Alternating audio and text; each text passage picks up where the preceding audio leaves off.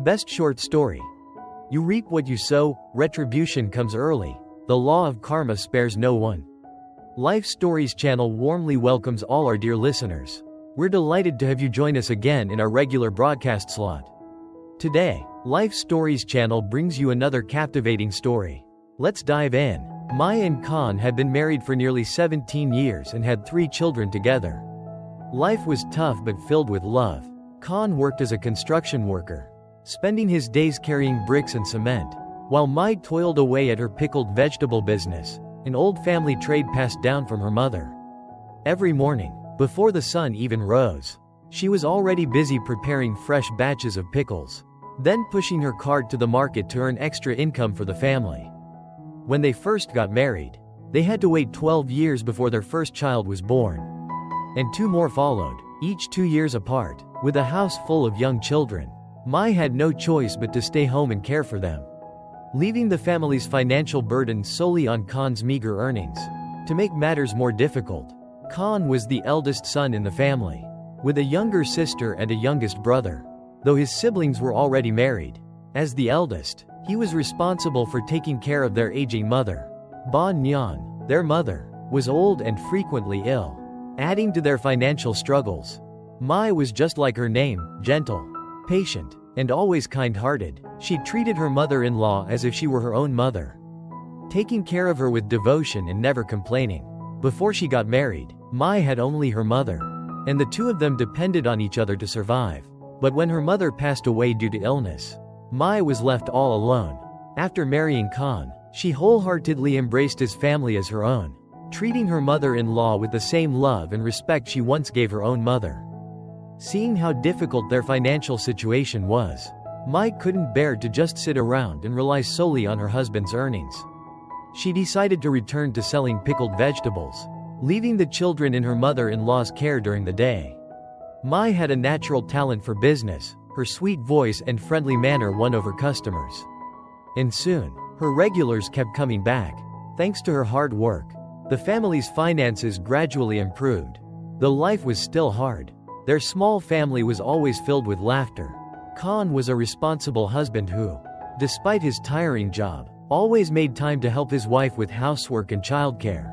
Meanwhile, Ba Nhan adored Mai. Whenever the couple went out to work, she would take care of the children and make sure meals were ready when they returned. Every morning, before the sky even brightened, Mai was already awake, preparing her goods. She carefully checked each jar of pickles to ensure they had reached the perfect level of sourness, then stacked them neatly onto her cart. The village market was nearly 8 kilometers away, but she tirelessly pushed her cart there every day. Upon arriving, she quickly set up her stall and cheerfully called out to potential customers. Crisp, tangy pickled vegetables, naturally fermented, no artificial colors or preservatives. Come try some. Brother, take some pickled veggies home for a refreshing meal. Sister, today's batch is perfectly fermented, great for eating fresh or adding to a sour soup. Thanks to her family's traditional recipe, Mai's pickles were always crunchy and flavorful, never overly sour. Her reputation spread, and more customers sought her out, some even pre-ordering by the dozen. She also supplied local eateries, including noodle soup vendors and street food stalls. Gradually, the family's finances stabilized, not wealthy, but no longer struggling to make ends meet. But then, strange things began happening. Chicken feet and eerie drawings started appearing in front of their house. Soon after, Khan became weak and restless, tormented by terrifying nightmares. Every night, he dreamed of a woman calling to him, leading him away. Mai grew increasingly worried. She tried everything to help, but Khan's condition only worsened. Desperate, Ba Nhan urged Mai to take him to see Thay Min, a well-known feng shui master in the village. After observing him for a while, the master spoke gravely. He has been cursed. Someone harbors deep hatred for your family. That day, Khan came home earlier than usual. Ba Nhan, who was fanning the youngest grandchild to sleep, looked up in surprise when she heard the door open. "Oh, why are you home so early today, Khan?" she asked. Khan walked over to the water basin in the yard, washing his hands and feet before replying. "Mom, I suddenly feel really dizzy, so I asked to leave work early." Hearing this, Ba Nhan immediately put down her fan and glanced worriedly at her son. Are you alright? Let me get you some medicated oil to rub on your temples. Khan forced a smile and shook his head. It's nothing, Mom. Probably just the heat. Don't worry about me. And don't tell Mai. I don't want her to stress over it. Seeing how he brushed it off, Ba Nhan sighed and nodded. Alright, then, go rest for a while. Take a bath later and have some dinner. I'll start cooking, and when Mai comes home, she can make something extra for the meal. Khan nodded and went into the room to grab some clothes for a shower. But just as he took a few steps, a sharp, stabbing pain hit him like 100 needles piercing his skull. He staggered, clutching his head, and sank to the floor. Sweat beaded on his forehead. His breathing became ragged, and his face twisted in agony. This wasn't the first time. For over a week, this strange pain had come and gone. At first, it lasted only a minute or two before fading. But recently, it had grown more frequent, always striking at the same 3 times, midnight, noon, and precisely 3 in the afternoon. At first, Khan thought it was just heat exhaustion from working under the sun. But no matter how much medicine he took, the pain never eased. Instead, it worsened, lasting longer and growing more intense each time. He had even wondered if he had some serious illness. But he couldn't bring himself to tell Mai or his mother. He didn't want to worry them. Their family was already struggling financially. If he fell ill, how would they survive? After a few minutes, the pain finally subsided. Khan took a deep breath and slowly stood up. Then quietly grabbed his clothes and went to shower. That evening, at exactly 5 o'clock, Mai returned from the market. In her hands was a bag of fresh goby fish, Khan's favorite, and some fresh pork to stir-fry for the kids. Seeing his wife, Khan immediately rushed out to help her with the cart, asking gently, "Tired, love? How is business today?" It was the same question he asked every day. But to Mai, it was the warmest kind of care. She beamed, happiness sparkling in her eyes. "Not tired at all. I sold out everything again today." Hearing that, Khan felt a wave of relief wash over him, though his body still ached. Seeing Mai so cheerful made every hardship feel worthwhile. Excitedly, Mai shared, "The market was so crowded today. A lot of people came late and couldn't buy any. So they asked me to set some aside for them tomorrow. I think I'll need to pickle another batch tonight." Khan's heart ached a little as he listened. He knew how much Mai had sacrificed for their family. Since the day they married, he had never once been able to give her an easy life. And now, while he silently battled an unknown illness, she continued to shoulder everything without a single complaint. "That's a lot of work, love," Khan said, concern in his voice. "If they don't buy today, they can always buy tomorrow. Look at you, drenched in sweat. How about this? From tomorrow, I'll feed the kids early so I can come help you push the cart home." It wasn't the first time he had made this offer. But as always, Mai refused. She glanced at her husband's calloused shoulders, knowing too well how grueling his construction work was. As his wife, how could she bear to let him work even harder after such a long day? "Oh, please, the market is just around the corner. Not miles away," Mai teased, laughing. "I only push a little cart, not carry bricks like you do. You work all day already. If you help me too, how will you have the energy for work tomorrow?" Khan chuckled, shaking his head as he wheeled her cart inside. Then, suddenly, he pulled her into a tight embrace. "You work so hard? I appreciate you more than words can say," he murmured. Mai laughed, playfully pushing him away. "What's gotten into you today? Move aside and let me shower before I start cooking. Or do you want the whole family to go hungry?" She wrinkled her nose and jokingly nudged him. "I'm covered in sweat, aren't you disgusted?" Glancing around, she then pinched his arm lightly. "If you keep hugging me like this, the neighbors will start gossiping." With that, Mai quickly slipped inside, placing the groceries on the table before grabbing some clothes and heading for a bath. Inside the house, Ba Nhan watched her son and daughter-in-law with a smile of deep satisfaction. Seeing them so happy together filled her heart with warmth. But in the distance, a pair of eyes glared at their small home, burning with jealousy and hatred. The figure clenched their teeth, stomping their foot into the dirt in frustration. A venomous whisper escaped their lips, dripping with malice. "Enjoy it while you can. Let's see how long your happiness lasts." After finishing her bath, Mai went upstairs to play with the children for a while. Meanwhile, Khan was already in the kitchen, preparing the fish and washing the meat. Once Mai finished nursing their youngest, she asked Ba Nyan to watch the baby and went downstairs to help her husband with dinner. That evening, their meal was as simple as ever, a plate of caramelized goby fish, some sweet stir-fried minced pork for the kids, and a bowl of pennywort soup made from fresh greens picked from their garden.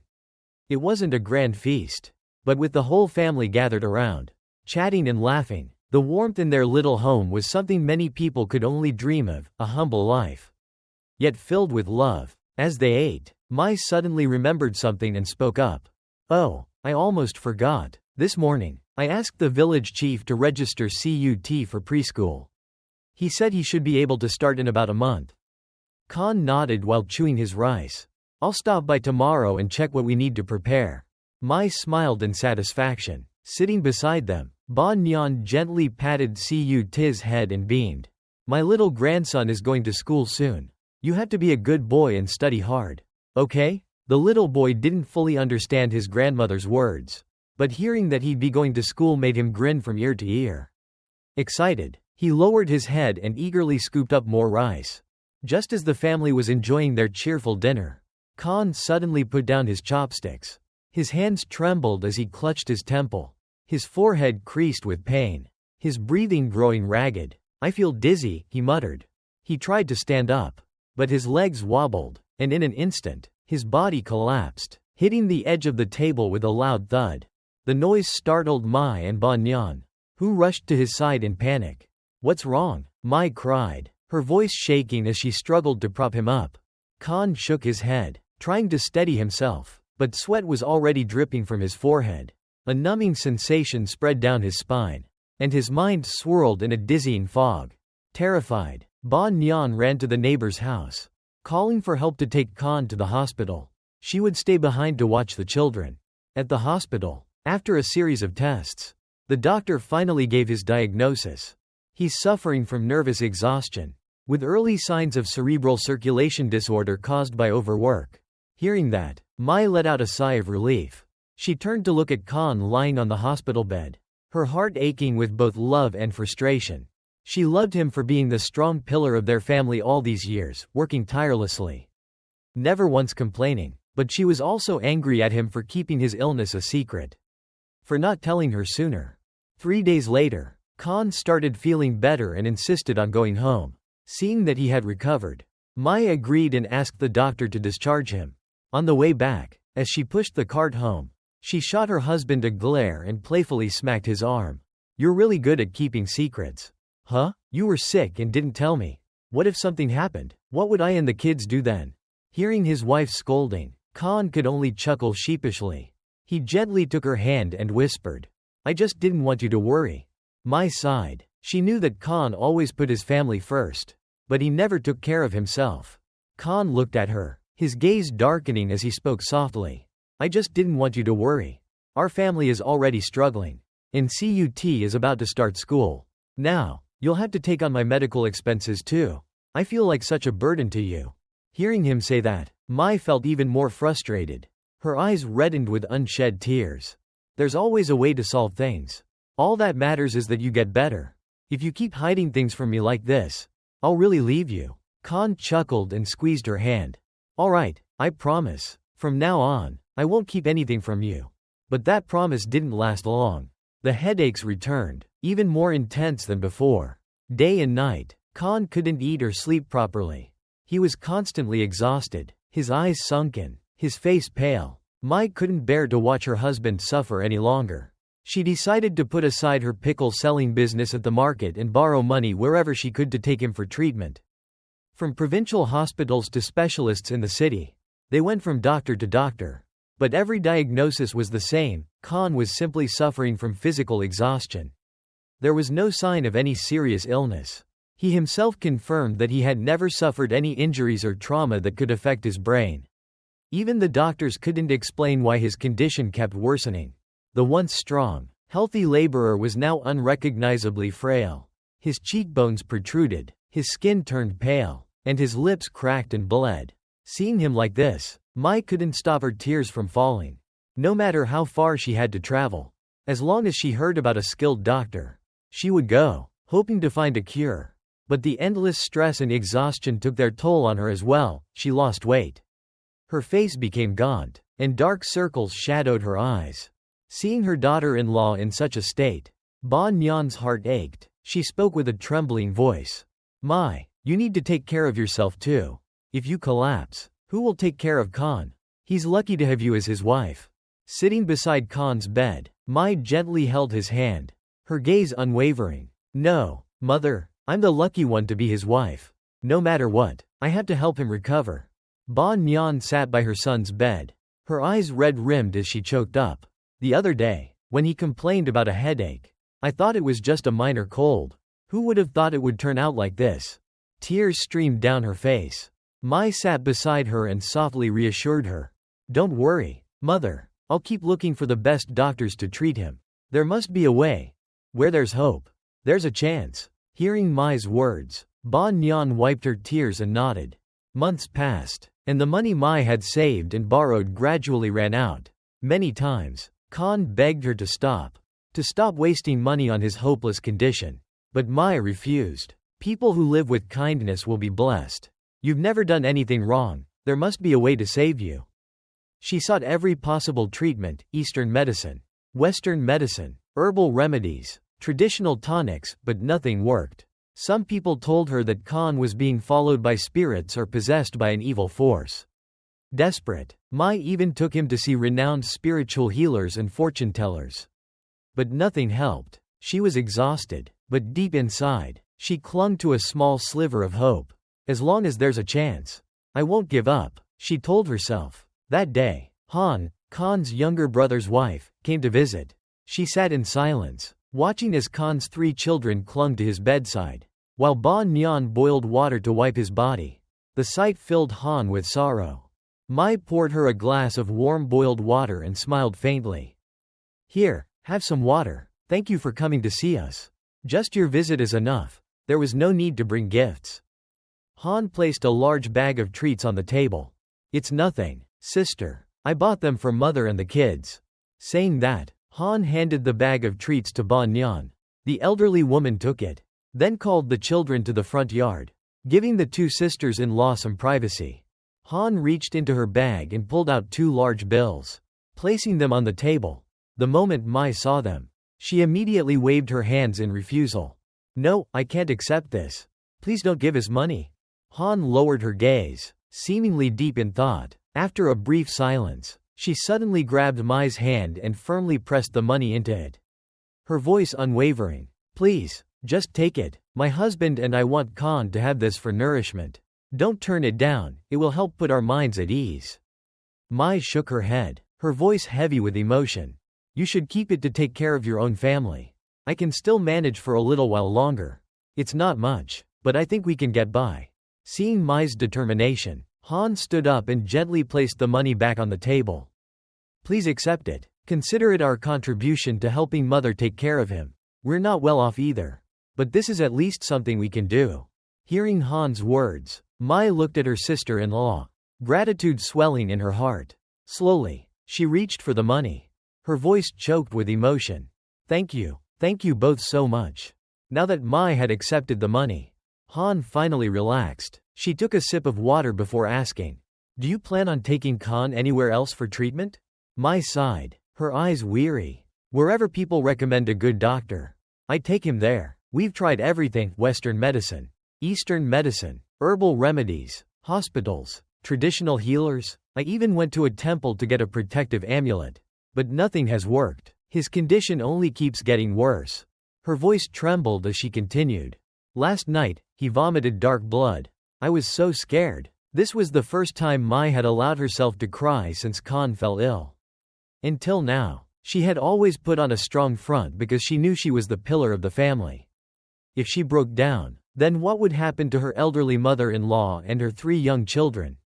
But now, she had exhausted every option. She had tried everything, begged for help from everyone, yet Khan still lay there, his body frail, his skin clinging to his bones, his face devoid of any color or life. Watching her husband wither away felt like a knife twisting in Mai's heart. When he was conscious, Khan could still whisper a few words. But when he drifted into a daze, he simply lay there, lifeless, like an empty shell. Seeing this, Han didn't know what to say. She lowered her head, deep in thought for a long moment, before finally speaking. How about going with me tomorrow? Han suggested. I know a highly skilled healer.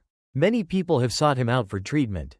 Hearing this, Mai wiped her tears and nodded. I'll go. Khan is too weak to travel right now. Let me go first and hear what the healer has to say. Alright, I'll come pick you up in the morning. I need to head home now and prepare dinner for my husband and kids. With that, Han put on her hat, bid farewell to Ban Yan, and left. The next morning, Han arrived on her motorbike to pick up Mai. They rode past several village roads, crossed vast rice fields, and finally entered a desolate area. The dirt road became narrower and narrower until it led them to a hidden path within a rubber tree forest. Had she come alone, Mai knew she would never have found this place. After a long ride, they finally arrived at a small house, or rather, a makeshift shack. The walls and roof were made of woven bamboo, covered with dried leaves. The entire surroundings were eerily silent. Mai glanced around and instinctively asked, "Have you been here before?"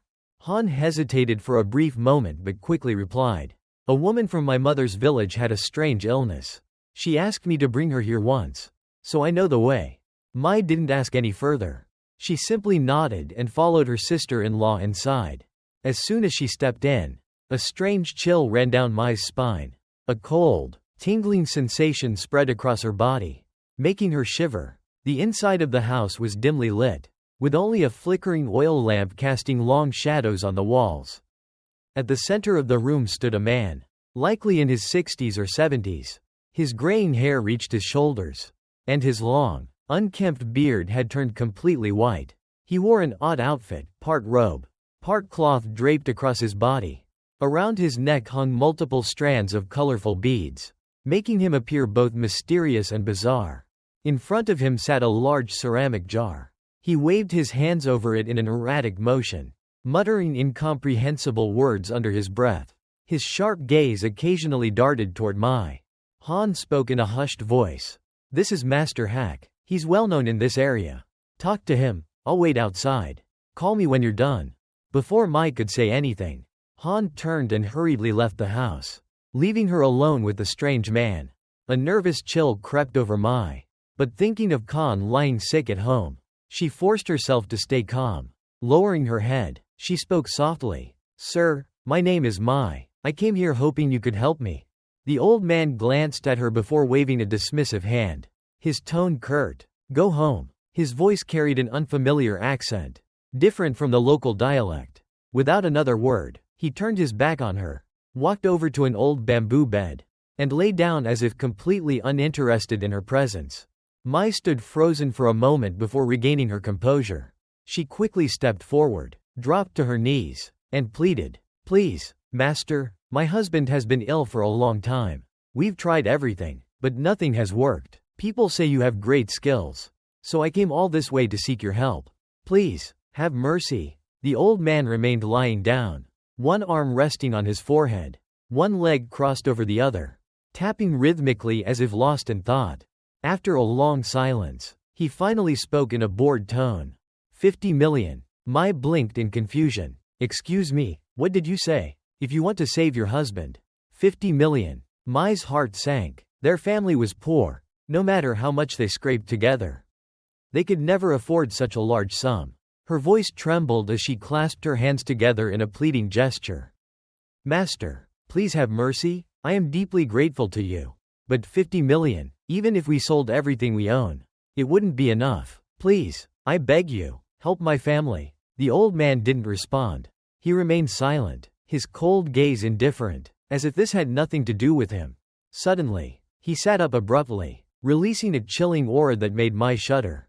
The air in the cramped room felt heavy, thick with an unbearable stench, like the putrid odor of decaying flesh. Mai's stomach churned. She fought back the urge to retch, forcing herself to stay composed. "Seeing you suffer like this, I feel sorry for you." The man finally spoke, his deep voice dragging out his words. "All right, I'll lower the price by 5 million. Consider it my labor fee waived." 45 million will cover the ritual expenses. Then, he glanced at her, his sharp eyes narrowing. Your husband was born in the year of the dog. You have 3 children, 2 daughters and a son. Correct? Mai's breath caught in her throat. She had never mentioned anything about her family. Yet this man knew everything. This year is his life-threatening year. If you don't act quickly, he could die at any moment. He has already stepped 1 foot into the underworld. Now you must decide. What's more important, money or his life? His voice carried a hypnotic pull, making Mai feel dizzy for a moment. Then, the old man rummaged through a small wooden box, retrieving a tiny black pill and placing it in her palm. Take this home and give it to your husband. If you see any improvement, return here and prepare the ceremony as soon as possible. With a wave of his hand, he gestured for her to leave. Mai clutched the pill tightly. A bone-chilling cold spread from her palm up her arm. Feeling unsteady, she staggered out of the house, where Han was waiting anxiously. The moment she saw Mai's pale face, Han rushed forward. What happened? What did the master say? Mai remained silent, clutching the pill tightly in her hand. Seeing this, Han didn't press any further. She quietly started the motorbike and drove Mai away from that eerie, unsettling place. As they reached the main road, Mai could no longer hold it in. She broke down, sobbing uncontrollably. Han, where am I supposed to find that kind of money? Our family has never done anything wrong. Why is heaven letting Khan suffer like this? Han fell silent. After a moment, she quickly pulled over under the shade of a tree and helped Mai sit down on a cool spot. Calm down, Kai, there has to be a way. Mai had been terrified, but thinking of Khan waiting helplessly at home, she forced herself to stay strong. Taking a deep breath, she lowered her head and spoke softly. Master, my name is Mai. I've come here hoping you could help us. The old man glanced at her before waving a dismissive hand. His voice curt. Go home. His accent was strange, unfamiliar, different from the local dialect. Without another word, he turned his back on her, walked over to a worn-out bamboo bed, and lay down, as if completely indifferent to her presence. Mai froze for a moment, but quickly collected herself. She hurried forward, dropped to her knees, and pleaded, Please, Master, my husband has been ill for a long time. We've tried everything, but nothing has worked. People say you have great skills, so I came all this way to seek your help. Please, have mercy. The old man remained lying down, one arm resting on his forehead, one leg crossed over the other, tapping rhythmically as if lost in thought. After a long silence, he finally spoke in a bored tone. 50 million. Mai's breath caught. Sorry, what did you say? If you want to save your husband. 50 million. Mai's heart sank. Her family was poor, no matter how much they scraped together. They could never afford such a large sum. Her voice trembled as she clasped her hands together in a desperate plea. Master, please, I am deeply grateful, but 50 million, even if we sold everything we own, it wouldn't be enough. Please, I beg you, help my family. The old man didn't respond. He remained silent, his cold gaze indifferent, as if this had nothing to do with him. Suddenly, he sat up abruptly, releasing a chilling aura that made Mai shudder. The air in the cramped room turned heavy, thick with an unbearable stench, like the putrid odor of decaying flesh. Mai's stomach churned. She fought back the urge to retch, forcing herself to stay composed. Seeing you in such distress, I feel for you, the old man finally said, his deep voice dragging out his words. Fine, I'll lower the price by 5 million. I won't take any labor fees. 45 million will cover the ritual expenses. Then, he looked straight at her, his sharp gaze unwavering. Your husband was born in the year of the dog. You have 3 children, 2 daughters and a son. Correct? Mai's heart nearly stopped. She had never mentioned anything about her family. Yet this man knew everything. This year is his life-threatening year. If you don't perform the ritual in time, he could die at any moment. He has already stepped 1 foot into the underworld. Now, you decide. What's more important, money or his life? His voice was hypnotic, making Mai feel momentarily lightheaded. Then, the old man rummaged through a small wooden box and pulled out a tiny black pill. Placing it in her palm. Give this to your husband. If you see any improvement, come back and prepare for the ceremony immediately. With a wave of his hand, he motioned for her to leave. Mai clutched the pill tightly, feeling a chilling cold seep into her palm. Staggering slightly, she stepped outside, where Han was waiting. The moment she saw Mai's pale face, Han rushed forward. What happened? What did he say? Mai said nothing, only tightened her grip on the pill. Seeing this, Han didn't press further. She quietly started the motorbike and drove Mai away from that eerie, unsettling place. As they reached the main road, Mai could no longer hold it in. She broke down, sobbing uncontrollably. Han, where am I supposed to find that kind of money? Our family has never done anything wrong. Why is heaven letting Khan suffer like this? Han fell silent. After a moment, she quickly pulled over under the shade of a tree and helped Mai sit down. Calm down, Kai, there has to be a way. Mai cried for a while longer, her eyes red and swollen. After months of tirelessly seeking treatment for her husband, her body had become frail. Her skin darkened from the relentless sun and deep patches of melasma marked her cheeks. Eventually, she steadied herself and recounted everything Master Hack had told her. Han sat in deep thought before finally speaking. Master Hack is famous. Kai, if he says there's a problem, then there really might be something wrong. You need to gather the money for An Khan's ritual as soon as possible. If this drags on, I'm afraid. She trailed off, but Mai understood. As the person most desperate in this situation, she let out a weary sigh and forced herself to think rationally. I've thought it through. We still have about 10 million left in our savings. If I take out a bank loan against our land certificate, we might get another 30 million. That leaves 15 million more. I'll have to borrow from friends and family to make up the rest. Han's eyes darted in thought before she said, my husband and I have around 7 or 8 million saved. I'll talk to him tonight. If he agrees, we'll lend it to you. You can pay us back when you have the money. Overcome with emotion, Mai grabbed Han's hand tightly. Thank you both so much. Han said nothing. There was a fleeting hesitation in her eyes, as if she was holding something back. When Mai arrived home, she immediately took out the pill and gave it to Khan. Just 10 minutes later, his face looked noticeably better. His eyes opened, now carrying a newfound clarity. Slowly, he pushed himself up into a sitting position and turned to Mai with a look of deep gratitude. My love, you've suffered so much for me. Han hung up the phone, her fingers still gripping it tightly. Her breath was quick and uneven, her eyes filled with hesitation and deep worry. She had never imagined things would spiral this far. After a long moment, as if making up her mind, she stood up, locked the door, and hurried out of the house. Not long after, Han arrived at Mai's gate. Without saying a word, she pulled an envelope from her pocket and shoved it into Mai's hands. Before Mai could react, Han turned around, started her motorbike, and sped away. Watching her sister-in-law's figure disappear down the road, Mai felt a deep, unshakable unease. She hesitantly opened the envelope and quickly counted the money inside, 15 million. That was it, the exact amount they needed to take Khan for treatment. A flicker of relief passed through her, but it was quickly replaced by a greater worry. Where did this money come from? Mai immediately tried calling Han, but no one picked up. She sent a message thanking her, then hesitated before typing another. Can you take me to Master Hack's place tomorrow? I don't remember the way. The next morning, right on time, Han arrived at Mai's house. She was in a rush, her eyes avoiding Mai's gaze as she urged. Hop on, Kai, we need to go early before Master gets busy.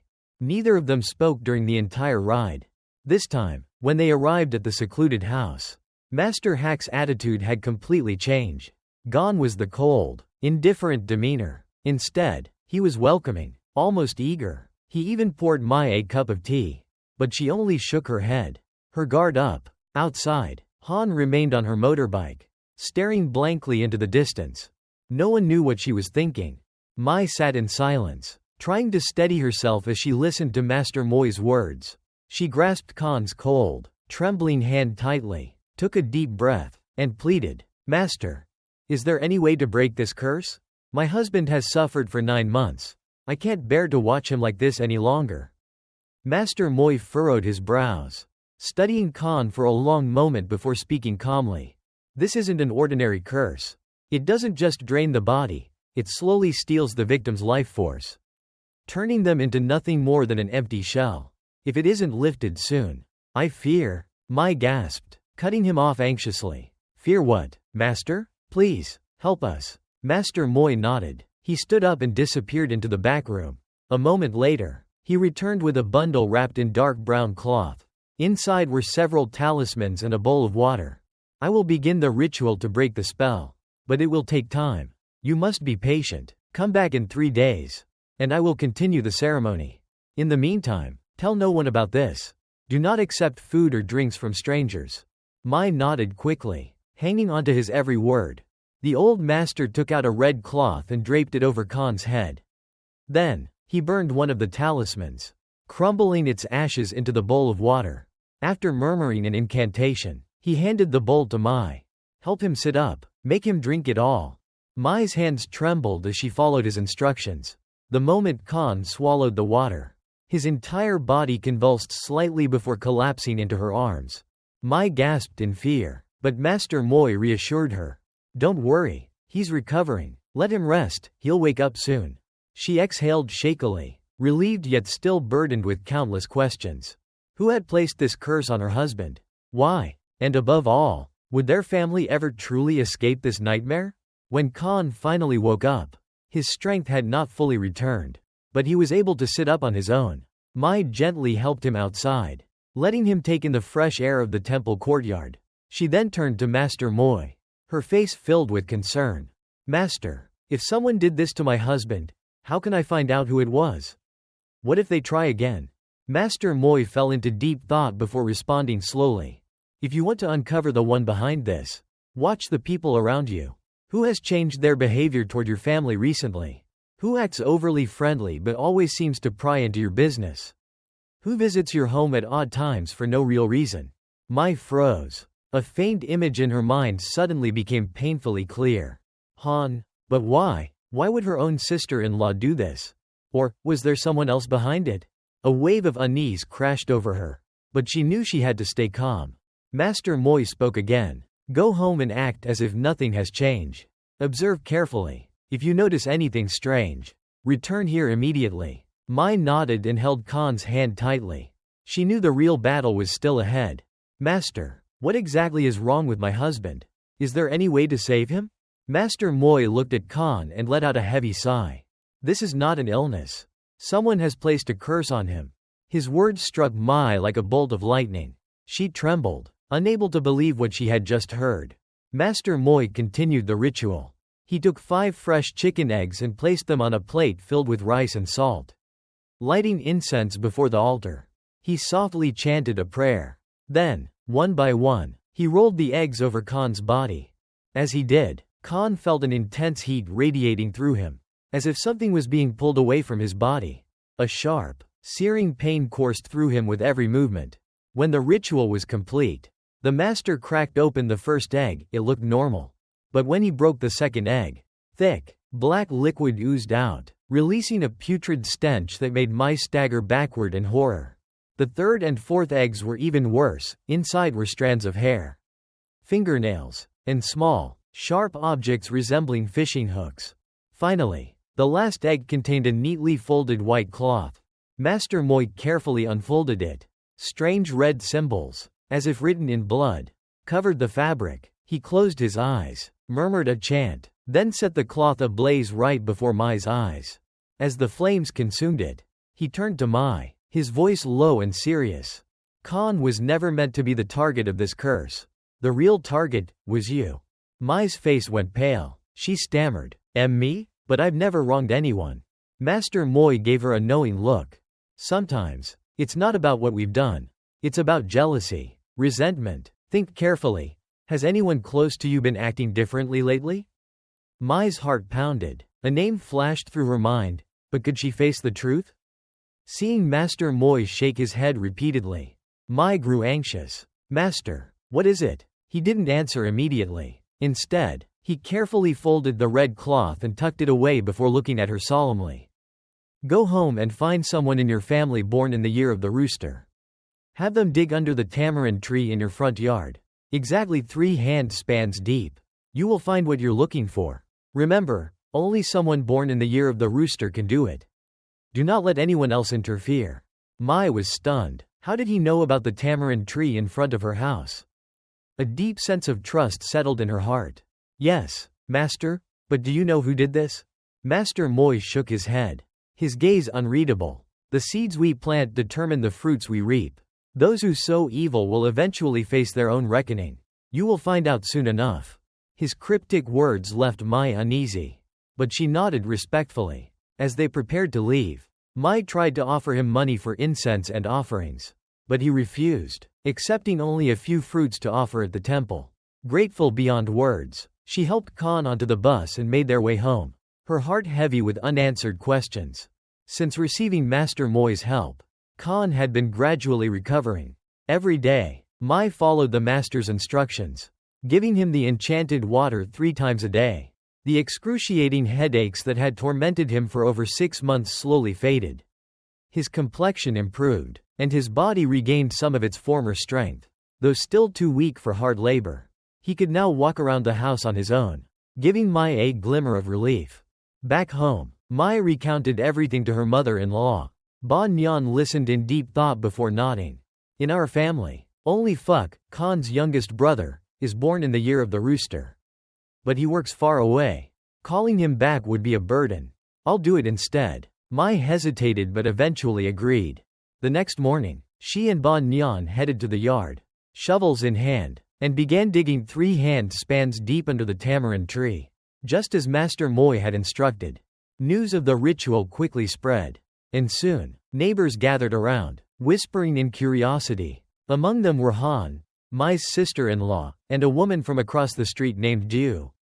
Suddenly, Diu spoke up, her voice tense. I was born in the year of the rooster. Let me help. Mai froze. How did she know only someone born in the year of the rooster could dig? A deep suspicion stirred within her. Ba Nyan frowned and shook her head. No need, I can do it myself. Diu hesitated. A flicker of something dark crossed her face. But she quickly masked it with an awkward smile and stepped back into the crowd. Everyone held their breath, watching intently. Despite her old age, Ba Nyan dug with all her strength, striking the ground with each stroke of the hoe. Then, clunk, her tool hit something hard. She froze for a moment, then carefully cleared away the surrounding dirt. A white cloth slowly emerged, wrapped tightly around a straw effigy. Mai rushed forward, her heart pounding violently. As she unwrapped the cloth, her breath caught in her throat. Written on the fabric was her own birth date. At the center of the effigy, a bundle of hair and fingernails was tightly bound with red thread. Dozens of needles were stabbed into its head. A shiver ran down Mai's spine. Someone had meant for her to suffer this fate, but why had it fallen on Khan instead? Her eyes instinctively scanned the crowd, searching for answers. Then, her gaze met Diu's. For a fleeting moment, the woman's expression faltered. She quickly averted her eyes, pressing her lips together, her fists clenching at her sides. Mai's chest tightened. Had she just uncovered the person behind it all? Her hands felt ice cold. Around her, the neighbors murmured in hushed voices. An elderly woman shook her head and sighed. That's black magic, a curse to harm others. So cruel. Mai recalled Master Moy's warning. Once you find the cursed object, burn it immediately, before the next day begins. And tell no one. That night, long after the village had fallen asleep, Mai silently carried the effigy to the backyard. She struck a match. The flames roared to life, devouring the cloth and straw. The red thread sizzled as it burned away, sending wisps of ash scattering into the midnight air. Would this truly put an end to it all? The next morning, Mai once again took Khan to Longan for the final cleansing ritual, just as Master Moy had instructed. This time, when they returned home, Khan's complexion had improved significantly. He ate better, and though still weak, he could now move around on his own. No more terrifying fevers, no more drifting into unconsciousness. Seeing this change, Mai and Ba Nyan were overjoyed. But deep inside, a lingering doubt remained. Was it really over? The night before their final trip to Longan, Cu Bin suddenly developed a high fever. Mai rushed him to the hospital, where the doctor advised that he needed to be monitored for a few days.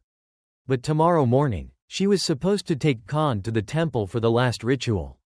Her heart twisted in turmoil. She wrestled with the decision all night before finally picking up her phone and calling Master Moy. As if expecting her call, He answered immediately. I already know. You don't have to explain. The one responsible for this knows you're trying to break the curse. They've tried to interfere, but I stopped them in time. Don't worry, bring him here. This will be the last time. A heavy weight lifted off Mai's shoulders. She left Cu Bin in Banyan's care and set off with Khan once more.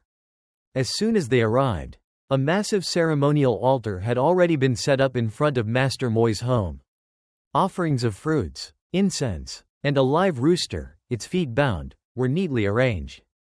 Unlike before, the master was not dressed in his usual gray robe. Instead, he wore a flowing yellow garment embroidered with a black and white bat key symbol. His gaze was stern as he looked at them. This time, I will break the curse completely, he declared, but this magic is strong. To destroy it at its root, a full ritual must be performed. No matter what you hear during the ceremony, do not speak. If you do, everything will be for nothing. Understood? Khan nodded, then lay down on the ceremonial bed. Master Moi lit 3 sticks of incense, placed them in the altar, and closed his eyes. He began chanting, a string of strange, ancient words that sent chills down Mai's spine. Beads of sweat formed on his forehead, dampening his robes. At times, his expression twisted as if locked in battle with an unseen force. Mai stood close by, heart hammering, afraid to miss a single detail. The air inside the house grew suffocating. A strange cold seeped in, prickling her skin. Outside, the wind suddenly picked up. Though the windows were tightly shut, the curtains swayed wildly as if an invisible hand was pulling at them. Then, after more than 30 minutes, Master Moi abruptly opened his eyes and exhaled a long breath. Turning to Khan, he motioned for him to sit up, then took out a large basin of water. Next, he picked up a silver needle from the altar and pricked the tip of Khan's toe. A thick, dark liquid oozed out. It wasn't blood. The substance was black as tar, emitting a foul, nauseating stench. Mai recoiled, covering her nose in horror. She watched as the putrid liquid dripped into the basin, realizing, for all these months, something had been festering inside Khan's body, feeding off him. Master Moi's voice was grave. This is the dark magic that has been tormenting him all this time. The person who cast this spell didn't just want him to suffer. They wanted him dead. A shiver ran through Mai. Fear, anger, but most of all, relief. There was finally hope that Khan would be free from this nightmare. Since the ritual, Khan felt a drastic change in his body. For the first time in months, he could move freely, no more heaviness, no more inexplicable pain. But deep inside, he still sensed something lingering, something that had not fully left him. It followed him like a shadow, tugging at his thoughts, clouding his mind. And that night, as he lay on the ceremonial bed, he heard it, a woman's voice, soft, distant, yet beckoning. Come with me, come with me. That voice, it was eerily familiar. Like he had heard it somewhere before. But thankfully, he remembered Master Moi's warning, do not respond, do not react. If he had spoken at that moment, things might not have ended so easily. With the ritual completed, Master Moi carefully collected the thick, black liquid that had been drained from Khan's body, sealing it in a small jar. Handing it to Mai, he instructed firmly, take this far away and bury it, as far from your home as possible. Do not keep it anywhere near your house. Mai nodded hastily, silently thanking the heavens that this nightmare was finally coming to an end. Master Moi disappeared into the back room and returned in his usual gray robe. Sitting at the table, he took a slow sip of hot tea before speaking. It's done. This time, it's completely over. He exhaled deeply. That thing clung to him persistently. It even enlisted the help of another Thay Bua to summon spirits against me. If he hadn't held strong, he would have been dragged away. A shiver ran down Mai and Khan's spines. They immediately bowed their heads in gratitude. Master, if it weren't for you, we wouldn't have known what to do. We are forever indebted to you. Master Moi gave a faint smile, his expression calm. It was fate that brought you to me. As long as I can, I will help those who need it. Mai turned to Khan, her heart overflowing with gratitude. After months of suffering, their family had finally escaped the nightmare. Master Moi paused for a moment, then asked, "Do you remember the voice you heard?" Khan stiffened, his mind flashing back to the eerie whisper. "Yes, but I can't remember who it belongs to. It feels so familiar. But, Master Moy studied him carefully before speaking. Are you absolutely certain you have never wronged anyone in the past? Khan froze. He had never intentionally harmed anyone, so why would someone go to such lengths to destroy him?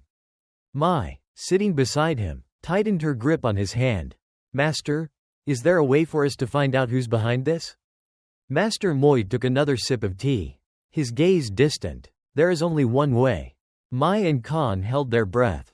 The master set his cup down. His voice deep and steady. Tonight, if someone comes to you in a dream, watch them closely. But no matter what they say, do not speak to them. If they appear, I will help you uncover the truth. As soon as the words left his lips, a sudden gust of cold wind rushed through the open window, sending shivers down Mai and Khan's spines. Mai bowed deeply in gratitude. Her heart was overwhelmed with emotion. Without Master Moy, she didn't know how much further her family would have fallen into despair. Tears welled up in her eyes as she clasped her hands together. Master, heaven must have had mercy on us to let us meet you. Our family has never done anything evil, never held grudges against anyone. And yet, Master Moy smirked slightly, lifting his tea to his lips. After a long moment of silence, he set his cup down and spoke in a slow, deliberate tone. The person who harmed you is not far away. One of them is very close.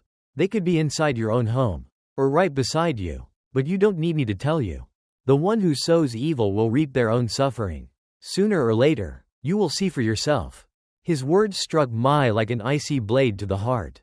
Her breath caught. Her mind spun. If someone in her own family had done this, who could be so cruel? Who would want Khan to suffer like this, to the brink of death? Mai clenched her jaw, inhaling deeply before lifting her head. Her gaze was resolute. Master, I don't care who did it. I only pray for my family's health. If the storm has passed, that is all I could ever ask for. Master Moy gave a slight nod. His expression unreadable. He didn't say anything more. Simply stood up and walked inside. A moment later, he returned with 3 small yellow talismans and a pouch of white powder. Take these home, he instructed. Tie 1 talisman around each of your children's wrists. It will protect them. As for this powder, scatter it around your house before sunrise. It will drive away anything unclean. Mai hurriedly accepted the items, bowing deeply in gratitude. She knew Master Moy wouldn't accept money, so she had prepared a small offering of incense and candles instead. Just as she expected, he simply nodded, not rejecting the gesture. After saying their final thanks, Mai and Khan left, feeling as if a great weight had been lifted from their shoulders. This time, she truly believed everything had come to an end. By the time they reached home, night had fully settled. The warm glow of the small house cast a peaceful aura over the yard. Stepping inside, Mai saw Ba Nyan sitting in the living room, fanning herself. Her face, though kind, still carried traces of worry. Hearing their footsteps, she turned to them with a smile. You're home. Bin's fever went down. The doctor let him come home this afternoon. Mai's heart clenched. She immediately rushed into the bedroom and saw her son sleeping soundly. His little face was no longer flushed with fever. His breathing steady and calm. A tear slipped down her cheek, one of relief, of gratitude. She turned around and threw her arms around her mother-in-law. Her voice choked with emotion. Me, thank you. If it weren't for you, I don't know what I would have done. Ba Nyan gently patted her back, her voice filled with warmth. Don't say that, dear. I only did what any mother would do. You and Khan have already suffered enough. Then, turning to her son, she added in a firm but loving tone. And you, take better care of Mai. She's sacrificed so much for you. Khan nodded solemnly and stepped forward, embracing both his mother and his wife. It had been so long since their home had felt this warm. But just as Mai was sinking into this rare moment of happiness, a thought suddenly struck her. The ones who hurt you, one of them is very close. Master Moy's words echoed in her mind. Would the person behind all this truly let things end so easily? The next morning, Mai took the sealed jar of black liquid and traveled nearly 10 kilometers away to an abandoned field. Just as Master Moy had instructed, she dug a deep hole, placed the jar inside, and covered it with dirt. Standing up, she dusted off her hands and let out a slow breath. She felt lighter, as if the darkness that had haunted her family for so long had finally been buried. From that day on, Khan's health improved rapidly. He ate well, slept soundly, and all traces of his mysterious illness disappeared. It was as if their entire family had been given a new life after nearly a year of torment. Mai also returned to her usual routine, her tofu stall, which had supported her family for so many years. Though she had stopped selling for a long time, her return to the market was warmly welcomed. People didn't just buy her tofu because it was delicious, they respected her. Everyone in the market knew of Mai, the strong-willed woman who had endured hardship after hardship yet never gave up. One morning, as she busily wrapped tofu for a customer, Truck, the vegetable vendor beside her, grinned and teased. "You're looking much brighter these days. Heard Khan is fully recovered." "Huh?" Mai smiled warmly while handing change to a customer. "Yes, thank goodness. And thanks to you, Truck, for telling me about the temple. I owe you so much." Truck waved a hand dismissively. "Oh, stop it. You're a good person. Good things were bound to come your way." Then, lowering her voice, she added, "By the way, have you noticed? Thou hasn't been around lately. Back when you were taking care of Khan, she was selling tofu like crazy. But now, she's disappeared without a trace." Truck's words made Mai freeze for a moment. She was right. Ever since Khan recovered, Mai hadn't seen Thou around. The two of them used to be close, learning the art of making tofu from Mai's mother and selling it together at the market. But at some point, Thou suddenly stopped selling, never giving a clear reason why. A few months ago, when Khan was still gravely ill, Mai had gone to visit her, but Thou kept avoiding her. Sometimes, she wouldn't even open the door. Recently, Khan's younger brother, mentioned to Mai that Thou had fallen sick. Refusing to leave her room, Mai had tried to visit, but Thou barely cracked the door open and coldly muttered, "Go home, Mai, I don't want to see anyone." Mai recalled Thou's eyes that day, tired and distant, yet filled with something she couldn't quite decipher. What exactly had happened to Thou? As time passed, Khan fully recovered. He regained his appetite, his strength, and was finally able to work again. Their family life returned to normal, as peaceful as if nothing had ever happened. Mai resumed selling tofu at the market. Despite having stopped for a while, her business remained as busy as ever. The neighbors were genuinely happy for her. Everyone in the market knew Mai, an honest, hard-working woman who had endured hardship after hardship yet never gave up. One day, while packing up her stall, Truck, the vegetable vendor next to her, called out, "Mai, you look so much better these days. Khan's all better now." "Huh?" Mai smiled brightly as she handed tofu to a customer. "Yes, thanks to you, Truck, for telling me about the temple. I owe you so much." Truck waved her hand dismissively. "Oh, stop it. Good things happen to good people. That's all. But hey, have you noticed? Thou hasn't been around lately. Back when you were busy taking care of Khan, she was selling tofu like crazy. But now, she's disappeared without a trace." Mai's hands paused for a brief moment. Ever since the curse was lifted, Thou had completely stopped visiting. The two of them had been close friends, learning the tofu trade together from Mai's mother. Yet recently, Thou had been avoiding her. Every time Mai asked how she was doing, she would brush it off. Had even mentioned that Thou was sick, locking herself inside her room, refusing to come out. Feeling uneasy, Mai decided to pay her a visit. But when she arrived, the door was shut tight. She knocked several times, only to hear Thou's weak voice from inside. "Go home, I don't want to see anyone." Mai frowned. Something felt off, but she didn't want to force her. With a sigh, she turned and left, though an inexplicable unease lingered in her heart. A few days later, a terrifying incident shook the entire neighborhood. In the dead of night, a blood-curdling scream erupted from Thou's house. Mai, who was rocking baby Bin to sleep, jolted upright at the sound. She quickly handed the baby to Ba Nyan and rushed outside, with Khan following close behind.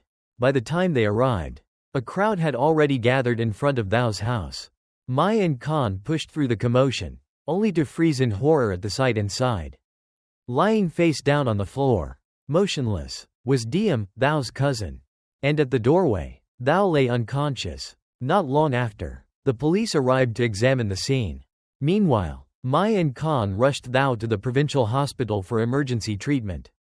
When she finally regained consciousness, Thao's mind was completely shattered. She could barely form coherent sentences, only repeating one thing over and over again. I'm sorry. And every time she saw Mai, she would break down in uncontrollable sobs. The police tried to question her, but Thao remained in a dazed state, unable to provide any useful information.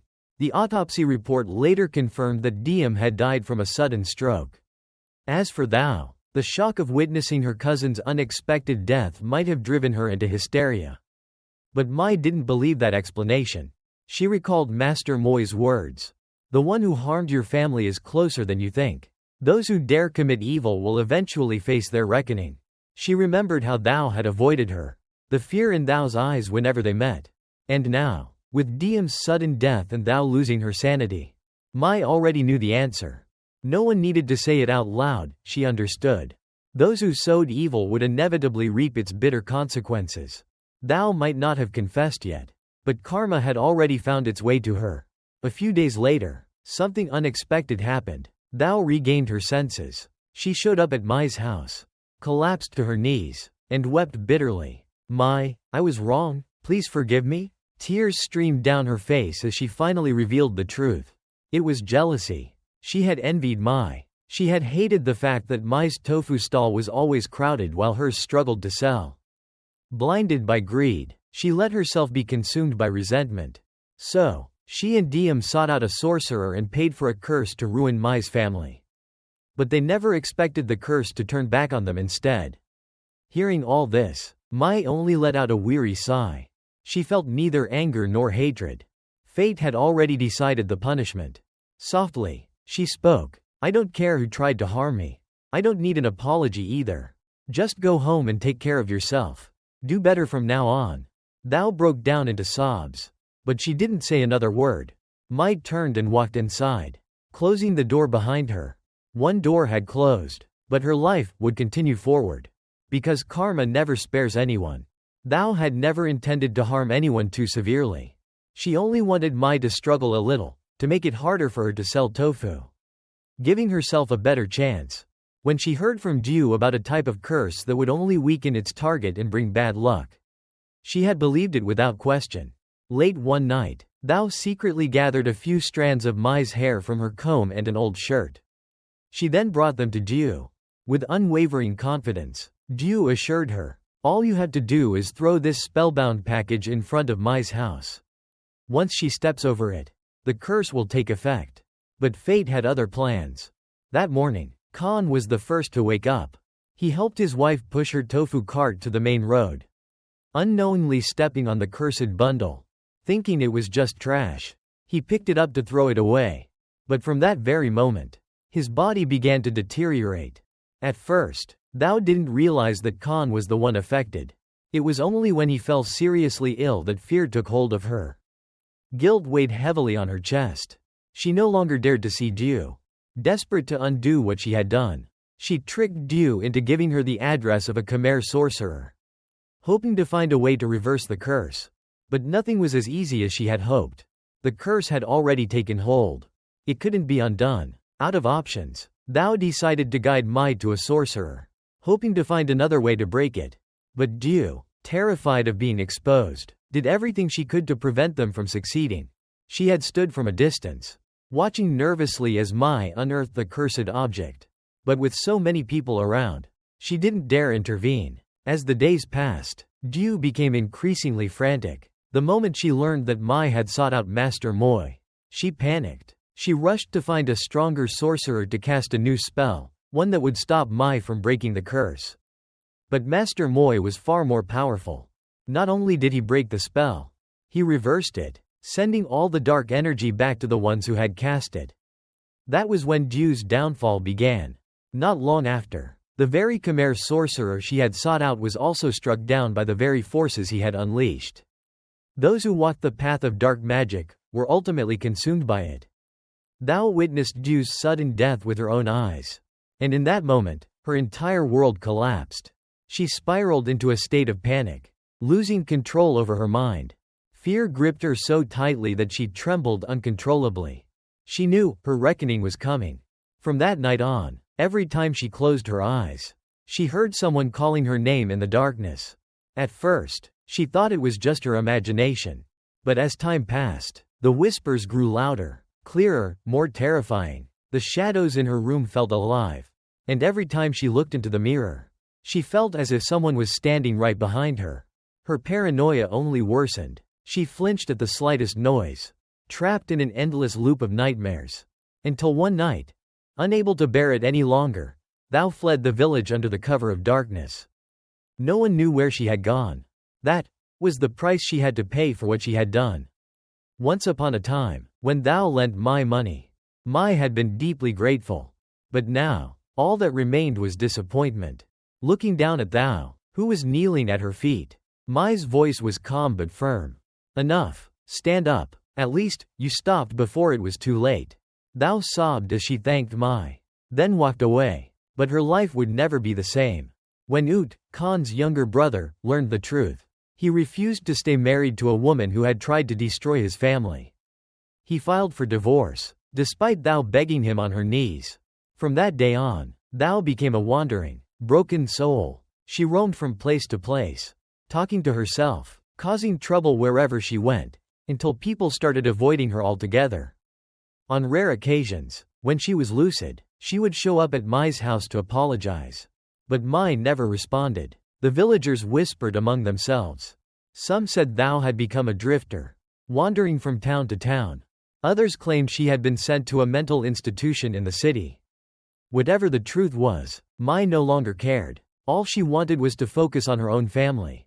Through hard work and perseverance, Mai and Khan's life gradually became more prosperous. She only wished for one thing, to live peacefully, just as they were now. And above all, she hoped no one in this world would ever think of cursing another again. Because those who seek to harm others have already placed one foot into the door of karma. Dear listeners, that concludes today's story. If any part of this tale left an impression on you, please leave a comment below. Your support and encouragement are what drive this channel to bring you more captivating stories. Until next time, goodbye, and see you in the next episode.